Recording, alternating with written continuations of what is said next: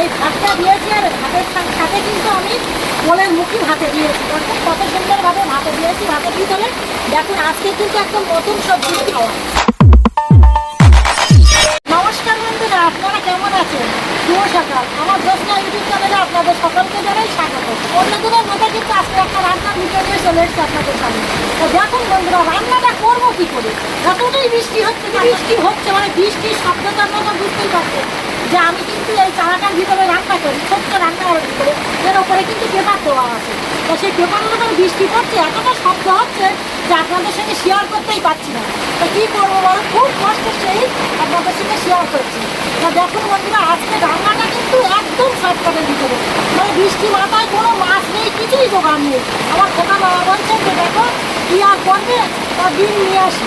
তো দেখুন বন্ধুরা, আমার খোকার বাবা কিন্তু 6 পিস ডিম নিয়ে এসেছে। 1 2 3 4 5 6 এই 6 পিস ডিম নিয়ে এসেছে। সাথে কিন্তু আমি আলুটাও কেটে নিয়েছি। দেখুন এই আলু আর ডিম একসাথে সিদ্ধ করবো, তারপরে কিন্তু আমি রান্না করবো। এই ডিম আলুটা রান্না করার জন্য আমি পেঁয়াজ লঙ্কাটাও কিন্তু রেডি করে নিয়েছি। দেখুন কত সুন্দরভাবে কেটে গুছিয়ে নিয়েছি। ভাতটা বসিয়ে দিয়েছি। দেখুন এই ভাতটা দিয়েছি আর ভাতের সাথে কিন্তু আমি কোলের মুখী ভাতে দিয়েছি। দেখুন কত সুন্দরভাবে ভাতে দিয়েছি। ভাতে দিয়ে দিলে দেখুন আজকে কিন্তু একদম নতুন সবজি খাওয়া। কেননা কোলের মুখী ভাতে কিন্তু খাওয়া যায় না, ডাল চুলকা। কিন্তু আমার মা বলে দিয়েছে যে ডাল চুলকাবে না, ভাতে দিয়ে দেবে। তো দেখুন বন্ধুরা, আমি ভাতে দিয়েছি। আর এই সাইডে কিন্তু আমি শোনাবার জন্য শুকনো মরিচটা সিদ্ধ করে দিয়েছি। দেখুন অলরেডি কিন্তু সিদ্ধ হয়ে গিয়েছে। দেখুন বন্ধুরা, আপনাদের সাথে কী বলবো যে ডিম আমি তরকারিটা যে বানাবো তার জন্য কিন্তু এই তেল মশলাটা কিন্তু নিয়ে নিয়েছি একসাথে।